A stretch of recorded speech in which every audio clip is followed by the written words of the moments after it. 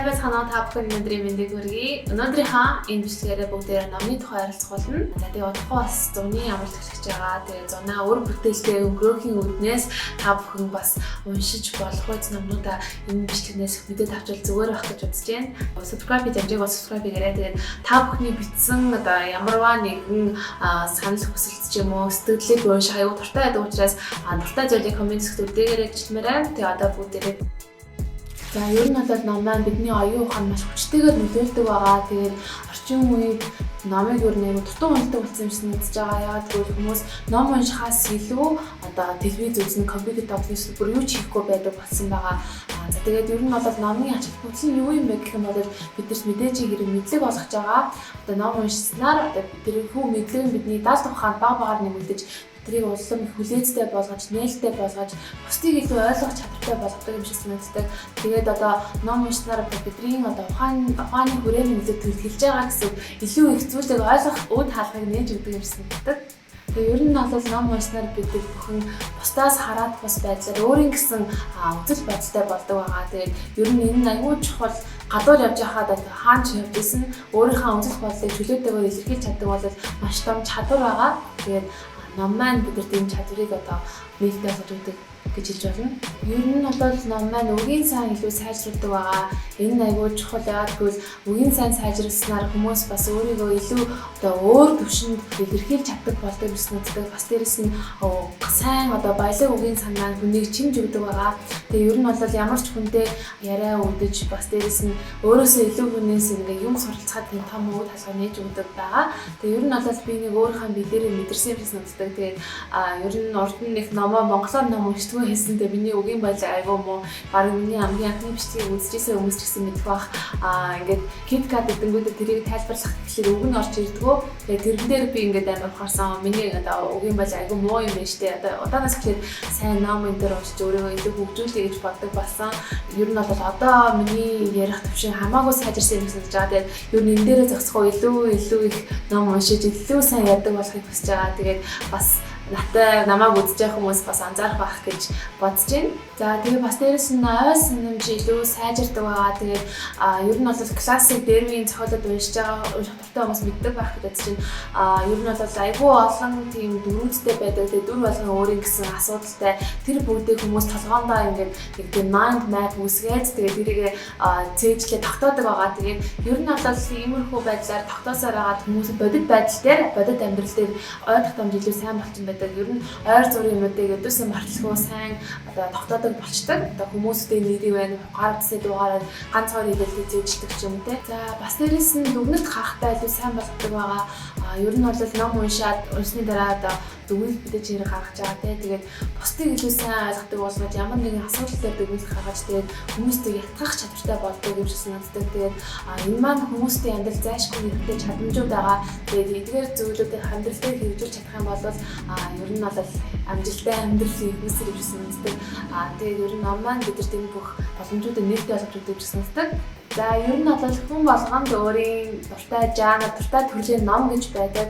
Гэхдээ бид та бүхэн одоо танилцуулах байгаа энэ 10 ном маань болохоор хүн болгоны уншсан байх хэвээр номнуудын жагсаалтаас төвж гаргасан одоо тийм лист байгаа. Тэгээд та бүхэн одоо өөрийнхөө унших гэж байгаа номоо хайж байгаа бол энэ дотроос ямар аль нэгийг сонгож авах боломжтой юм.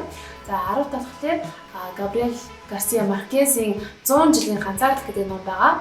Ер нь бол Испани хэл дээрх уран зохиолын тухай ярихад заавалчгүй одоо энэ 100 жилийн ганцаардал гэдэг номыг дурдах хэрэгтэй юм санагддаг. Тэгээд энэхүү ном нь мэдээж хэрэг ганцаарлалын тухай. Тэгээд Поэтик гэдэг хүний одоо 3 удмын 100 жилийн түүхийн талаар яригддаг тийм ном байгаа. Тэгээд эд шид болон зүгээр бодит амьдрал нь өдөөсөө тэгж ялгахдахааргүй тийм үйл явдлуудтай. Тэгээд ер нь бол энэ ном маань гарсан цагаасаа хойш хүмүүсүүдийн одоо таамаг болон одоо юу гэдгийг хүмүүстэй сонирхлыг татсан тийм ном байгаа. Тэгээд энэ мэдээж хэрэг одоо дэлхийн хамгийн сонгодог тийм зохиолуудын нэгээр татарсан тийм ном байгаа. За тэгэхээр дараагийнх нь болохоор Antoine de Saint-Exupéry-ийн The Little Prince буюу Бяцхан хаан хүү гэдэг ном байгаа. Энэхүү ном маань бол яг яахын аргагүй том хүнч байж явах хүмүүст хүн болгоны уншсан байх ёстой ном. За тэгээд ер нь бол хүн болгон хүүхэд байсан ч гэсэн тэрийг нь сандаг нь ер нь цөөхөн хэд байдаг. Тэгээд хүүхэд нас нөхөрлөл тэгээд өөрсдөө чинь итгэсэн гэмийн өмнө хүлээх хариуцлагын тухай уншихыг хүсэх юм бол энэ номыг заримдаа нэг шахаагаад үзэхэд илүүдэхгүй юм шиг санагддаг. Тэгээд энэ номын зохиолын зургуудыг зохиолч нь өөрөө зурсан байгаа. Тэгээд тэдгээр нь одоо энэ зохиолынхаа салшгүй чухал хэсэг нь байдаг. Тэгээд ер нь зарим хүмүүс нэгд үзэх юм бол зарим зургуудыг бараг интернетээр харж ирсэн байж магадгүй аюу алхтай зургууд байдаг. Тэгээд яг би хувьдаа 5 дугаар ангид энэ номыг уншижсэн. Тэгээд одоо энэ зохиолын сурамжуудыг манай багш бидэрт бүр ингээд нүдэн таацдаг бүр ингээд зүрхэн шингэтэл ярьж өгчээсэн. Тэгээд одоо тэр үед уншижсэн зарим нэгэн зохиолуудыг марцсан болж энэ The Little Prince буюу Бяцхан хаан хүү хизээж мартдаггүй. Тэгээд ер нь дандаа санаж яддаг юм байгаа. Тийм учраас та бүхэн заавал ч юм олоод уншаарай гэж хэлмээр байна. За дараагийн ном маань болохоор Михаил Булгаковын Мастер Маргарита 2 гэдэг ном байгаа. За ер нь бол зөвлөд холбоод усад Михаил Афанасьевич Булгаков шиг тийм содон, тийм шууган тарьсан, тийм этгээд зохиолч өдөөсөө гарч ирээгүй гэдэг. За тэгээд уг одоо Мастер Маргарита 2 гэдэг номоо болохоор 3 удаа бичижсэн гэдэг. Тэгээд 1920-од он билүү дээ. Тэгээд 1920-од он юм байна. Хамгийн ихний бичвэрээр биччихээд тэгээд өөрийнх нь гараа шатаацсан гэдэг. Тэгээд өөрөө засгийн газар руу захаа бичээд ер нь ойлээ мургч чөтгөрийн тухай бичсэн номоо би өөрийнх нь гараа шатаалаа гэж захаа бичсэн гэдэг. Тэгээд ер нь бол матач зөндөө байдаг байсан гэсэн. Тэгээд энэ одоо зохиолч шашин хэлтгийн тухай зохиол бичиж байна. Тэгээд батжижсэн гэдэг. Тэгээд тэр нь болохоор өөрт нь ер нь зөндөө зовлон учруулсан, ер нь бэрхшээлт учруулсан гэдэг юм байлээ. Ер нь бол Москва гэж сэтгүүлд анх гарчаад айгүй их шууган тарьж ирсэн. Тэгээд ер нь Оросын сэхэднүүдийн дунд ингээд тэмүүлж явдаг тийм мөнхийн асуултуудад энэ ном шиг хариулж өгсөн тийм өөр тийм зохиол гарч ирээгүй гэдэг байгаа. Тэгээд ер нь бол Орос гэлтэхгүй дэлхийд даяар хүмүүсүүдийн ер нь хайртай зохиолуудын нэг болсон юм шиг мэддэг. Би бол энэ номыг ардгаар ангид уншижсэн. Тэгээд ер нь бол Орос програмын нэг хэсэг байдаг. Орос сургуулийн програмын нэг хэсэг. Тэгээд анх очиж би юус юу ч ойлгоогүй. Тэгээд манай багш бидэрт киног үзүүлжсэн. Тэгээд тийм мэд шидтэй юм шиг тийм жоохон сонин. Ер нь бол энэ номыг анх эхлээд нэг уншиж хүмүүсүүдээс айгүй таалтгүй юм шиг гэсэн. Тэгээд эхний удаа уншаад хоёр дахь удаа унших юм бол бүх юм ойлгохтой. Тэгээд илүү дуртай болж эхэлдэг гэсэн байгаа. Тэгээд та бүхэн сонирхолтой санагдаж байвал үзээд талаараа би яг доторх одоо тэр содержааны буюу доторх юу болдгийг нь ярьж өгөхгүй та бүхэн өөртөө болж байгаа. Тэгээд сонирхолтой санагдсан ба санагдах юм бол заавал уншаад үзээрэй. За дараагийн ном нь болохоор Харуки Муракамигийн Эрдэр Кафка гэдэг ном байгаа. Ер нь бол би энэ номыг оруулах үгүйгээ нэлээд батсан л да. Ягаад гэвэл Харуки Муракамигийн номнууд би бүгдийг уншсан ч би нэг тийм амар дуртай биш. Ягаад гэвэл ингээд сэтгүүд нь аягүй тавтагдсан, ер нь ойролцоо номууд байдаг гэсэн үздэг. Гэхдээ энэ ном дээр ойр бас сэтгүүд баг зэрэг тавтагддаг ч гэсэн ер нь бусад номдоос хамаагүй илүү хамаагүй гоё тийм өөр мэдрэмж төрүүлсэн ном байсан. Тэгээд яг ном дээр бас юу гадаг ярихгүй байж гэж бодож байна. Тэгээд бас энэ ном нь болохоор фантастик номуудын хамгийн дэд чагналыг авч ирсэн. 2005 оны New York Times сэтгүүлийн дэвшилдэг 10 номын жагсаалтанд орж ирсэн. Тэгээд ер нь янз бүрийн чагнал авч ирсэн тийм ном байгаа. Тэгээд ер нь бол одоо бусад номууд нь болохоор надад ингээд эхлээл гайгүй байжтай сүүлдээ ингээд тавталаад юм санагдав. Гэхдээ энэ номыг болохоор би дуусчаалаад аюу гоё мэдрэмж төрүүлсэн тийм юм байгаа. Тийм болохоор ер нь тийм Харуки Муракамигийн номыг ер нь хүмүүс аюу уншдаг штэ. Тэгээд уншия гэж бодож байвал Эрдэр Кафка on the Shore гэдэг номыг олж аваад уншвал зүгээр ах гэж бодож байна. За дараагийн ном нь болохоор Жорж Орвеллийн 1984 гэдэг ном байгаа. За энэ ном маань болохоор яг одоо миний уншиж байгаа ном байгаа. Одоо урд нь би уншижсэн гэхдээ 100% ойлгоогүй учраас дахиад уншиж байгаа. Тэгээ миний бодлоор болохоор энэ ном ер нь л бүх номнуудын God гэсэн үгтэй. Зүгээр л амар тийм айгүй их бодогдуулсан, айгүй ухаан шаардсан ном гэсэн үгтэй. Тэгээ яг энэ ном дээр юу болд юм бэ гэхээр ирээдүйд зөвлөсөн тийм ном байгаа. 1949 онд хэвлэгдчихсэн. Гэхдээ 1984 онд оны социалист тоталитар тийм нэг шүүмжсэн бичсэн юм байна. За энэ ном дээр болохоор улсаас хүн яаж бодох, одоо хүн ямар үйлдэл гаргах, тэгээ юу хийх бүх зүйлийг удирддаг. Тэгээд ер нь бол уншихад айгүй их ухаан шаардсан. Тэгээ ухаан шаардсан жоохон ойлгоход хэцүү ном байгаа. Гэхдээ ер нь бол хүн болгоны уншсан байхсан номуудын бараг нэгт орохоор тийм ном байгаа. Тийм учраас та бүхэн сонирхолтой санагдчихвал бас номыг олоод аваарай. Энийг би эхлүүрээс дахиж авсан. Тэгээд онлайнаар ч гэсэн ер нь бэд юм билээ. Гэхдээ ингээд барьж унших юм бол илүү амар авч чаддаг номыг авсан байгаа. Тэгээд их сургууль би угаасаа уран зохиолын мэргэжлээд төгссөн. Тэгээд энэ номыг айгүй их ярьдаг байсан. Тэгээд заавалчгүй унших хэрэгтэй. Тэгээд тэр үедээ би амар сонирхолтой байсан учраас их сайн ойлгоогүй. Тэгээд одоо болохоор өөрөө ингээд өөрийг хүчилж одоо өөрөө унших хэрэгтэй гэж бодож уншиж байгаа болохоор айгүй гол санагдчихж байгаа. Тийм.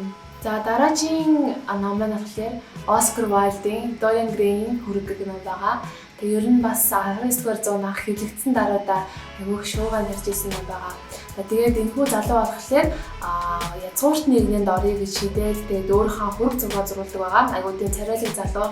Тэгээд ер нь дээдсийн одоо хүрээлд орох тусам түүний одоо ааш нэвдэрч гаднаа илүү хөөрхөн, илүү гоё, илүү залуулаг болоод байгаа боловч илүү одоо хүүгийн илүү муухай болж тэгээд доторх нь нэвдэрч одоо бараг тийм демон өдр болдог тийм ном байгаа. Тэгээд энэ киноны номны кинон бас байд юм билээ. Би трейлерын дүнгийн үзсэн. Тэгээд айгуу сонирхолтой мэдчихлээ. Тэгээд номыг уншчаа дараа нь киног үзэх айгуу гоё гэдэг штеп. Тэгээд би киног одоох үзэж байгаа ч. Тэгээд тиймэрхүү. Тэгээд энэ ном нь болохоор тийм гарч байгаа үйл явдал нь бараг өнөөдөр одоо үед ч гэсэн биднэрт одоо баг хамрагдах юмстай чинь зарим хүмүүс одоо илүү алдартай болоод аашаа алддаг, илүү хөөрхөн болоод бас муухайштай болдог ч юм уу. Тэр бүгдийг одоо 19-р зуунд бас болдог гэд харуулсан надад амар тийм хачирхалтай санагдчихсан. Тэгээ та бүхэн сонирхолтой санагдвал бас энэ номыг олж уншаарай. За дараагийн нь болохоор Harper Lee-ийн To Kill a Mockingbird буюу дууд шиг хөнөөхөн гэдэг тийм ном байгаа. Тэгээд ер нь бол та бүхэн зарим хүмүүс баг харж ирсэн баха. За энэ хүн ном нь болохоор ер нь гарсан даруйда 1960 онд гарсан байгаа. Гарсан даруйда бас хүмүүсүүдийн дуртай номуудын нэг болж шууд болсон тийм ном байгаа. Тэгээд айгүй алдартай болоод одоо Америкийн дунд болон ахлах сургууль заавалчгүй үздэг тийм ном гэсэн. Тэгээ энэхүү ном дээр одоо гарч байгаа үйл явдал нь болохоор яг Harper Lee энэхүү зохиолч ах нь 10 настай байхдаа одоо гэр бүлээсээ ажигласан одоо янз бүрийн зүйлүүдээ энэхүү номд шингээж бичсэн гэдэг юм билээ. Тэгээд зөвхөн хүний амьдралд одоо гардаг янз бүрийн ааш авир одоо бусад тийм үйлдэлүүдийг харахыг хүсэх юм бол энэ номыг бас уншвал тийм сургамжтай ном юм шиг надад санагдсан. За дараагийн ном нь болохоор Louisa May Alcott-ийн The Little Women буюу Жаалхан авхаа нэр гэдэг ном байгаа. Тэгээ бараг 150 жилийн өмнө гарч ирсэн ном учраас энэ хүн ном дээр гарч байгаа сэтгүүд нь одоо хүртэл бидэд хамаатай тийм сэтгүүд гарч ирдэг.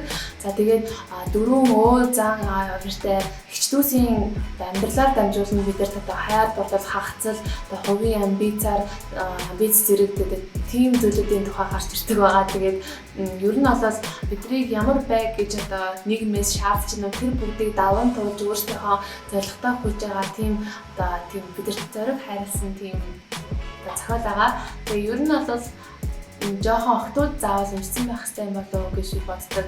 Би бараг 10 настай байжсэн. Тэгээ тэр үед надад айгүй их зүйлийг ойлгож ирсэн юм санагдчихээ. Тэгээ бараг энийг уншаад өөлж ирсэн. Тэгээд та бүхэн сонирхолтой санагдчихвэл энийг олж аваад уншаарай. За дараагийн ном нь болохоор 1985 онд анх гарч ирсэн Margaret Atwood-ийн The Handmaid's Tale гэдэг ном байгаа. За яг Монгол орчуулгыг нь олох гэсэн чинь олдохгүй лээ. Гэхдээ энэ ном маань ер нь одоо айгүй сонирхолтой ном санагдав. Яг ер нь бол цаг үеийн айгүй 30 жилийн өмнө гарсан ном гэсэн. Одоогийн цаг үеийн айгүй тийм нийцсэн тийм сэтгэл гардаг. Тэгээ бас дээрээс нь яг юу болдгийг нэлээ айгүй сонирхолтой. Тэгээ ирээдүйн үсээ авахгүй тэнцэн байдаг эмэгтэйчүүд нь болохоор хүүхэд тавиуд төрүүлэх тийм боломжгүй болчдөг. Тэгээд хүн төрөлхтөн тийм хөлийн ирмэгтээр тулж байгаа гэсэн. Тэгээ бас дээрээс нь тийм одоо дарангуйлын систем ноёрхоод тэгээд тэр үед нь одоо хүүхэд төрүүлэх боломжтой байсан цөөхөн эмэгтэйчүүдийг нь болохоор одоо даргуудынхаа хүүхдэд төрүүлэх тийм боол болгочтой юм байна. Тэгээд тийм хүүхдээ ер нь бол эмэгтэй хүмүүстэй хөрөлдөх хүч чадвар одоо юу гэдэг конфликт гэдэг янз янзын тийм хүчтэй сэтгэл гардаг. Тэгээд бас дээрэс нь энэ киноны онлайн кино бас гарсан байгаа. Тэгээд энэ номыг уншичаад онлайн кино үзэх юм бол айгүй тийм одоо ичтэй experience, magical experience ер нь заавал номыг уншиж байхгүй бол одоо кинон дээр нь гардаггүй айгүй олон детайлууд ном дээр нь гардаг байгаа. Тийм учраас бас энэ номыг заавал уншаад аваарай. Тэгээд ер нь их сургуулиуд бас их үздэг. Манай их сургуулийн номыг үзчихсэн тийм ном байгаа. Тэгээд уншаад үзээрэй. За хамгийн сүүлийн ном нь болохоор Charlotte Bronte-гийн Jane Eyre гэдэг ном байгаа. BBC номын одоо бүх цаг үеийн зэшилдэг 200 номын нэгээр тодорсон тийм ном байгаа. Тэгээд энэ хүн номон дээр сэтгэлдэж маш олон янзын кино, тэгээд олон кино хийсэн байдаг. За энэхүү одоо ном нь болохоор Jane Eyre гэдэг охины тухай өгүүлсэн байдаг. Тэгээд энэхүү охины нэгдүгээр биеэс нь бичсэн. Тэгээд одоо энэ гол дүрийн бааtruм маань болохоор жоохон бахта эцэг эхээс өмжирсэн байгаа. Тэгээд яг үйл явдал нь 10 наснаас эхэлдэг. Яг одлох зүйл нь юу юм бэ гэхээр одоо энэ үеийн номнуудын эмгтэй хүмүүстэй уулзах юм бол одоо хөөхөн үзэсгэлэнтэй гэх зэргээр тайлбарласан байдаг. Гэхдээ энэ охин болохоор тийм биш, харин эрэлхэг зоригтой одоо бусад хүмүүсийн нөлөөнд автдаггүй өөрийнхөө хүснээрээ зорилготой хүрч чаддаг тийм ухаантай эмэгтэйгийн тухай гардаг. Тэгээд судлаачдын одоо хэлж байгаагаар бол Charlotte Bronte энэ эрэлхэг ухаантай зоригтой эмэгтэйгийн дүрийг анхудаага уран зохиол бүтээсэн гэдэг юм байлаа. За тэгээд та бүхэнд одоо сонирхолтой санагдаж байвал заавалчгүй номыг аваад уншаарай гэж хэлмээрээ. За тэгэхээр би та бүхэндээ ямарваа нэгэн хүний заавалчгүй уншсан байх хэвээр 10 номыг хуваалцлаа. Та бүхэн таалагдсан байх гэж найдаж байна. Бас дээрэс нь өөрсдийн чинь уншсан тэгээ өөр бусад хүмүүс уншаасаа гэж бодсон тийм ном байх юм бол бусдаагаа хуваалцаж сэтгэл дор үлдээгээрэй гэж хүсмээр байна. За тэгээд бас нэгэн мэдээний чанартай зүйл байгаа. Би удахгүй өөрийнхөө тийм нэг студид нэгээд одоо энэ болохоор бид бүгдийн бүтээлч байх ямарваа нэгэн зүйл сурах одоо өөрсдөө хөгжүүлэх газар болох юм. Тэгээд энэ нь болохоор номын клуб нэгтгэх юмтай байгаа. Тэгээд энэ чинь нэгтгэхийг хүсэж байгаа бол та бүхэн бас одоо доор санал хүсдэж юм уу комент үлдээгээрэй. Энэ нь бол ямар байх юм бэ? Хүмүүс ирээд ном уншаад одоо зүгээр яг нэг одоо 7 дахь удаа ч юм уу те хүмүүс ирээд ном уншаад номоо солилцоод санал хүсэлтээ хэлээд ч юм уу. Тэгээд ер нь одоо сонирхол нэгтэй хүмүүс биеийнхээ ярьж уулзах тийм газар болох юм байгаа. Тэгээд хажуугаар нь болохоор хэмжээний сургалтын төвтэй англи хэлээр сурна. Тэгээд гэхдээ бас гоё тийм тоглоомын байдлаар тийм хүчтэй байдлаар сурах газар байгаа. Тэгээд яг одоо болохоор чимэглэлийн явцдаа явж байгаа. Тэгээд яг чимэглэж дуусах байгаа. Тэгээд дуусахаар нь та бүхэнд харуулна. Тэгээд хэрвээ нэгдэх сонирхолтой хаа бол анхаас та бүхэн надад хэлээрэй гэж хэлмээр байна. Тэгээд дараагийн бичлэг бүртгэл баяртай.